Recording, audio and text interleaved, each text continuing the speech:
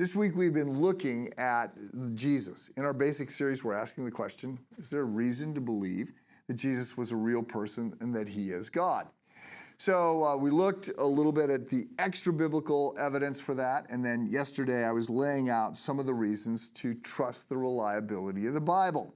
And I noted that in addition to the fact that the biblical accounts read like what they claim to be, which is historical records, that we also have the fact that they were written right after the events that they are attesting to, and that they were written in blood. So there's a fourth reason that I choose to trust the Bible, and that's the bibliographic evidence.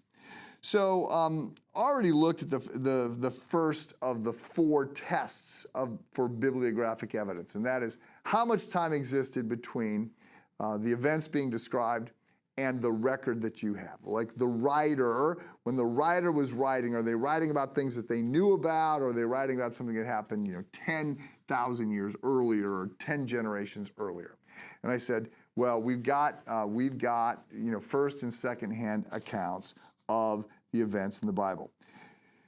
The second question is, how much time transpired between the time that the writer wrote about the events and the extant copies that you're holding on to? Because remember, these things aren't going to go to a printing press. They're all going to be hand copied. And so the longer the time frame, the more you're going to have copies of copies, because paper doesn't last, especially when you're making paper and you're making the ink. These things don't last for tens of thousands of years. So you're recopying things. As the ink begins to fade, you're recopying. Well, every time somebody recopies something, there's an opportunity for error to be, for human error to occur. So you wanna look at how much time exists between the copies that we have and the time that the first writing of this event occurred. And then the third question you have is, how many copies of the manuscripts do you have? Because the belief is, the more copies you have, the more popular this document was, the more people were trusting it at the time. And then the fourth question is, if you have lots and lots of copies, how do these copies compare with one another, right? So if you've got 1,000 copies and you look at all these copies, you're looking for error in the copies to see, what was the original source like. So I'm taking you down a rabbit trail that you maybe never thought about, but let me just say, when you compare the Bible with all the other ancient documents that we look at, it emerges not just as a man among boys, but like a Superman among infants. There's just really no comparison. So you could look at Peter J. Williams' book, Can We Trust the Gospels? It's a Cambridge book. He's a Cambridge PhD who's doing lots of historical research in this topic. We had him at Christ Church a year ago. He was traveling around the U.S. speaking about not his latest book, but one of his latest books, and hope to have him speak again. Williams is a top flight, historian, and his book, Can We Trust the Gospels, goes right at these questions, and I would commend it to you. But you can see these charts that say, okay, we're going to compare the Bible with the writings of ancient historians. We're going to be looking at Caesar's Gallic War, and we're going to look at Tacitus's history, and you see that there's often like a 500-year gap or a 1,000-year gap between the events that happened and the person that's writing about them. And then you're going to see that we have 6 copies of what was written. And these copies come from, another 500 years later.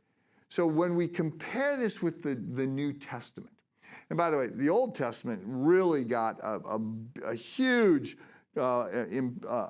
stamp of credibility when we discovered the Dead Sea Scrolls in the 1940s in the caves, the Qumran caves, and we discovered that the copies, these copies that had been buried in these caves at the time of Jesus compared, there was like no deviation to the copies that we were looking at the time, which were about 1,000 years later.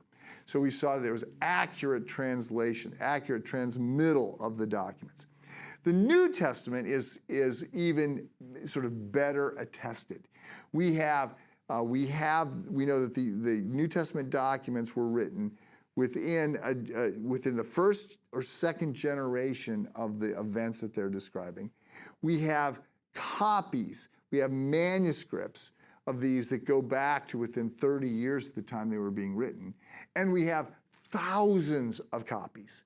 And not only do we have thousands, we have thousands in the Greek, we have 5,000 in the Latin, and we have thousands in Syriac. And when we compare these documents with each other, like when we're looking at all of them and comparing them to each other to see what was the transmittal process like, we can say that we're at 99.8% accuracy on the letter, not just on the words, but on the letter. And that no big doctrine is in question. So we have a source here that stands head and shoulders. God in his providence has preserved the text of the New Testament for us. So I'll add just a fifth thing, and I'll just say, look, just read. Like if you're concerned about this, and I say to people all the time when they go, I heard that there's this, that the early church suppressed the gospel of Thomas or the gospel of Judas or the gospel whatever. Like, read them. If you're worried that we got the wrong documents into the New Testament, if you're worried that the New Testament isn't good, read them, read them, read them.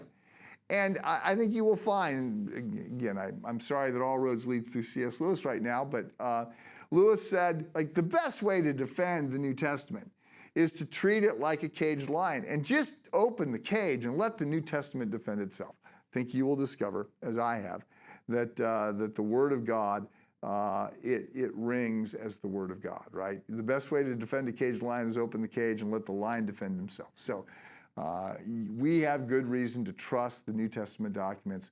They attest to Jesus. Have a good week.